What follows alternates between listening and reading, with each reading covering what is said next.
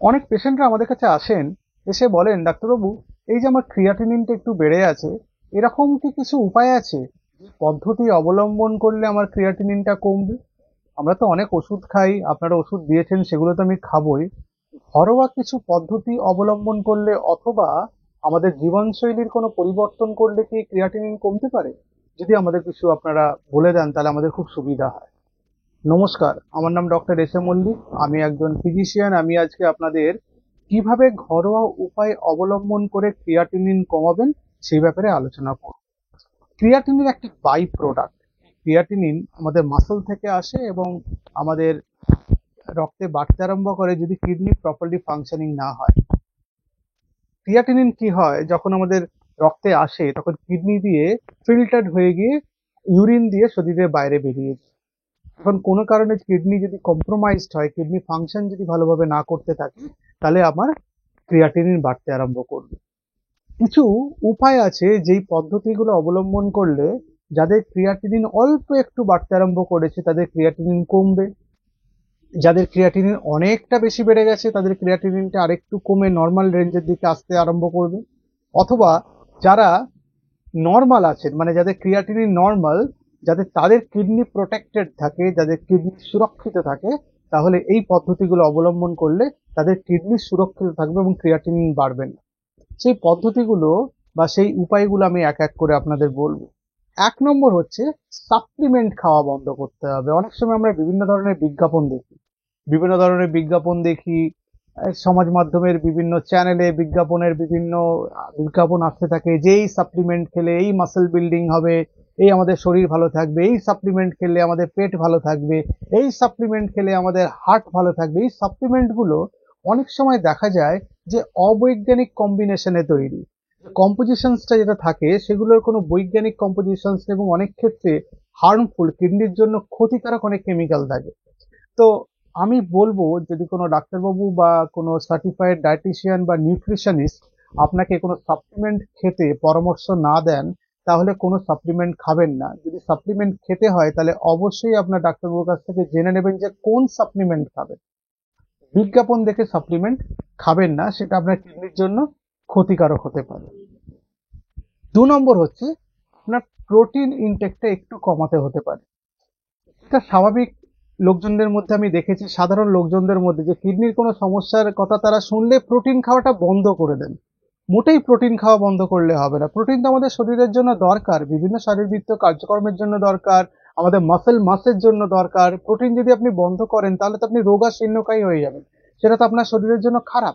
আপনি দেখতে খারাপ লাগবে, আপনাকে আপনাকে অসুস্থ লাগবে, শীর্ণকায় লাগবে, মনে হবে অজীর্ণ রোগে আপনি ভুগছেন। ফলে প্রোটিন খাওয়াটা কমাতে বলছি, বন্ধ করতে নয়। নর্মালি আমাদের 0.8 গ্রাম টু 1 গ্রামের পার কেজি, মানে পার কেজিতে আমাদের 0.8 to 1 গ্রাম এরকম একটা প্রোটিন লাগে। কিন্তু কিডনির সমস্যা যাদের হচ্ছে তাদের প্রোটিন খাওয়াটা একটু কমিয়ে ফেলতে হয়, এবং প্রোটিন খাওয়ার পরিমাণটা অনেকগুলো ব্যাপারের উপর ডিপেন্ড করে। আমরা আমাদের জেন্ডারের উপর ডিপেন্ড করে, আমাদের বয়সের উপর ডিপেন্ড করে, আমাদের জাতি, মানে আমরা কোন রেসে আছি, মানে সাউথ ইস্ট এশিয়ার এই জায়গাটা না আমেরিকান, তাদের উপর ডিপেন্ড করে, আমাদের শরীরের গঠনের উপর ডিপেন্ড করে, আমাদের শরীরের ওজনের উপর ডিপেন্ড করে, আমাদের শরীরের মধ্যে আর কি রোগ আছে তার উপর ডিপেন্ড করে, এবং আমাদের খাদ্যাভ্যাসের উপর ডিপেন্ড করে। ফলে আপনি প্রোটিন কতটা খাবেন তার কোনো একটা ক্যালকুলেটিভ ভ্যালু হয় না। প্রোটিন আপনার ডাক্তারবাবু আপনাকে যতটা খেতে বলবেন ততটা খেতে হবে। এই প্রোটিন কমানো বাড়ানো এটা আপনারা নিজেরা করবেন না, তাতে অসুবিধা হবে। সুতরাং ওভারঅল একটা আইডিয়া হলো, ক্রিয়াটিনিন বাড়লে প্রোটিন খাবার পরিমাণ কমাতে হবে, কিন্তু আপনার প্রোটিন কতটা লাগবে, এই যে আমি ভ্যালু প্যারামিটার্স গুলো বললাম বা এই বিভিন্ন পয়েন্টস গুলো বললাম যার উপর প্রোটিন খাওয়াটা ডিপেন্ড করবে, কতটা প্রোটিন খাবেন, সেই জিনিসগুলোর উপর ভিত্তি করে আমাদের প্রোটিন খাওয়ার পরিমাণটা নির্ধারণ করতে হবে। 3 নম্বর হচ্ছে আমাদের ফাইবার সমৃদ্ধ খাবার খেতে হবে। ক্রিয়াটিনিন বাড়লেই বিভিন্ন পেশেন্টরা আমাকে জিজ্ঞেস করেন, তাহলে ডাক্তারবাবু সবজি খাওয়া তো আমার বন্ধ হয়ে গেল, সবজি তো আমি খেতে পারবো না। নিশ্চয়ই খেতে পারবেন, কিন্তু তার তো একটা পরিমাণ, একটা হিসেব আছে। সবজি না খেলে আপনি ফাইবার খাবেন কোথা থেকে? আর্টিফিশিয়ালি আপনি ফাইবার খেতে পারেন, অনেক সময় ফাইবার কিনতে পাওয়া যায়, ইসবগুল পাওয়া যায়, সেটা একটি ফাইবার। খাবারের মধ্যেও তো ফাইবার থাকে, আমরা জানি। খাবারের মধ্যে শাকসবজির মধ্যে ফাইবার থাকে, আমরা জানি ফলমূলের মধ্যে ফাইবার থাকে, আমরা জানি বিভিন্ন ধরনের ড্রাই ফ্রুটস এর মধ্যে ফাইবার থাকে, আমরা জানি বীজ বিভিন্ন ধরনের সিডস এদের মধ্যে ফাইবার থাকে। সুতরাং ফাইবার আমাদের বন্ধ করলে হবে না, ফাইবার আমাদের খেতে হবে যাতে আমাদের কিডনির স্বাস্থ্য সুরক্ষিত থাকে। 4 নম্বর হচ্ছে ঠিক পরিমাণে জল পান করতে হবে। কিডনির অসুখ হলো আর জল পান কমিয়ে দিলাম ব্যাপারটা তা নয়, কিন্তু জল পান করা কমিয়ে দিলে আমাদের রক্ত ঘন হয়ে যাবে এবং আমাদের কিডনিতে ব্লাড সাপ্লাই কমে যাবে, কিডনির স্বাস্থ্য আরো খারাপ হবে। একটা সার্টেন অ্যামাউন্ট আছে, প্রত্যেকটা কিডনির অসুখে একটা নির্দিষ্ট পরিমাণ জল পান করতে হবে। এবং অনেক সময় দেখা যায় যে কিছু কিছু কিডনির অসুখে আমরা জল পান বেশি করতে বলি যাতে কিডনির অসুখটা ঠিক হয়ে যায়। যেমন অ্যাকিউট কিডনি ইনজুরি হতে আরম্ভ করলো ডিহাইড্রেশনের জন্য, তখন জলপান করতে বলা হয়। অথবা কিডনি স্টোন আছে, জলপান করতে বলা হয় যাতে কিডনি স্টোনটা বেরিয়ে যায়। ক্রনিক কিডনি ডিজিজে বা হার্টের কোনো সমস্যা থাকলে জলপান আমরা একটু কম করতে বলি, কিন্তু সেটা পেশেন্টদের উপর ডিপেন্ড করে না। পেশেন্টকে আমরা বলে দিই যে এতটা জলপান করবেন। কাউ কথা বললাম 1.4 থেকে 1.8 লিটার পার ডে আপনি জলপান করবেন, তার মানে একটা রেঞ্জ দিয়ে দিলাম যে 1 লিটার 400 মিলিলিটার থেকে 1 লিটার 800 মিলিলিটার অব্দি আপনি জলপান করবেন, একটা এক্সাম্পল দিন। কাউকে আমরা বলি আপনি 2 লিটার থেকে 2.2 লিটার সেই জলপান করবেন, এটা একটা রেঞ্জ বলে দেওয়া হয় এবং সেটার মধ্যে জলপান করলে আপনার কিডনির স্বাস্থ্য ভালো থাকবে। 5 নম্বর হচ্ছে আপনার লবণের পরিমাণ। লবণের পরিমাণ সব ধরনের ক্রনিক অসুখেই কমাতে বলা হয়েছে, বিশেষ করে হার্টের অসুখ, কিডনির অসুখ। লবণ কিডনির স্বাস্থ্যের জন্য খারাপ। কি করে, কিডনির মধ্যে ব্লাড ভেসেলস গুলোর চেহারা খারাপ করে দেয়। আপনি যদি বেশি করে খাবারের মধ্যে নুন খান, সল্ট ইনটেক করেন, সল্ট ইনটেক করা কমিয়ে দিতে হবে। সল্টের মধ্যে তো সোডিয়াম থাকে, সেটা কিডনির জন্য খারাপ। আবার অনেক সল্টের মধ্যে ফসফরাস থাকে, সেটাও কিডনির জন্য খারাপ। সুতরাং সল্ট ইনটেক আপনি যদি কমিয়ে ফেলতে পারেন, আপনার কিডনিকে আপনি ভালো রাখার দিকে এগিয়ে নিয়ে যেতে পারবেন। উপরন্তু দেখা যাচ্ছে যাদের কিডনি খারাপ হচ্ছে তাদের হার্ট খারাপ হওয়ার একটা সম্ভাবনা থাকে, কারণ ব্লাড ভেসেলস এর প্রবলেম দুটোই। সুতরাং কিডনির স্বাস্থ্য আপনি ভালো রাখতে যদি সল্ট ইনটেক কমিয়ে দেন, আপনি অন্যদিকে আপনার হার্টের স্বাস্থ্যও ভালো রাখতে পারবেন। সুতরাং সল্ট বা লবণ বা নুন এইটা আপনার খাবারে কমিয়ে ফেলতে হবে এবং আমাদের কনসিয়াসলি সেই খাবারগুলো অ্যাভয়েড করতে হবে যেগুলোতে নুনের পরিমাণ বেশি থাকে। কোনগুলোতে নুনের পরিমাণ বেশি থাকে? এই যে আমরা ফুচকা খাচ্ছি, আমরা চিপস খাচ্ছি, আমরা চানাচুর খাচ্ছি, আমরা বিভিন্ন ধরনের আচার খাচ্ছি, আমরা জাঙ্ক ফুড খাচ্ছি, আমরা বিভিন্ন ধরনের সবজি সেদ্ধ করে মেখে বাড়িতে খাই, তখন অনেক অনেক নুন দিয়ে মাখি। এই জিনিসগুলো আপনাদের সচেতন ভাবে এড়িয়ে যেতে হবে। খেতে পারেন কিন্তু দেখে নিতে হবে নুনের পরিমাণ যাতে কম থাকে এবং অভ্যেস করে ফেলতে হবে কম নুন খাওয়াটাকে। 5 নম্বর হচ্ছে ব্যথার ওষুধ। বিভিন্ন ডাক্তারবাবুরা বিভিন্ন ধরনের ভিডিওতে বারবার বলে এসছেন যে ব্যথার ওষুধগুলো কিডনি খারাপ করে। ব্যথার ওষুধ মানে আমি কিন্তু নন স্টেরয়েডাল অ্যান্টি ইনফ্লামেটরি গ্রুপের ওষুধের কথা বলছি, ডাইক্লোফেনাক, অ্যাসাক্লোফেনাক, ইটোরিকক্সিব, এইগুলো। প্যারাসিটামল কিন্তু কিডনির ক্ষতি করে না, অনেক বেশি ডোজে প্যারাসিটামল খেলে কিডনির ক্ষতি হতে পারে।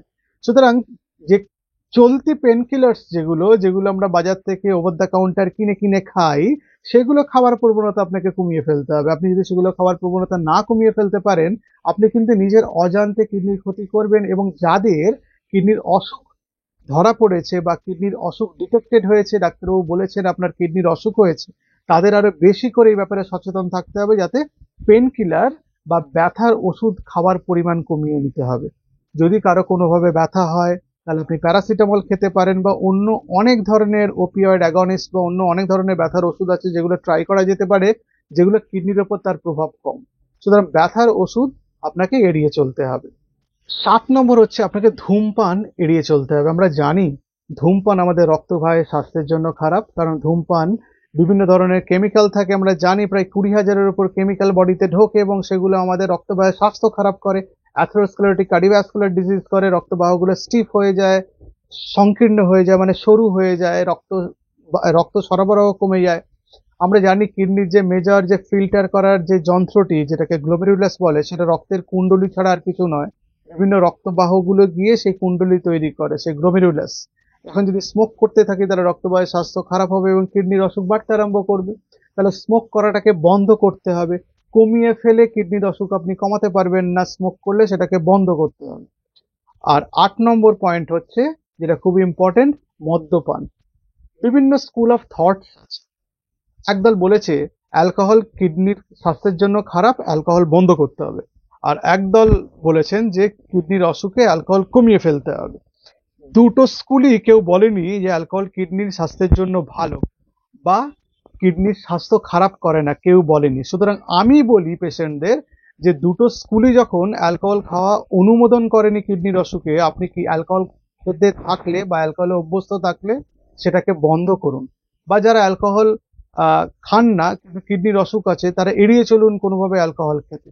তাতে আপনার কিডনির স্বাস্থ্য ভালো থাকবে এবং আপনার ক্রিয়াটিনিন কমতে আরম্ভ করবে।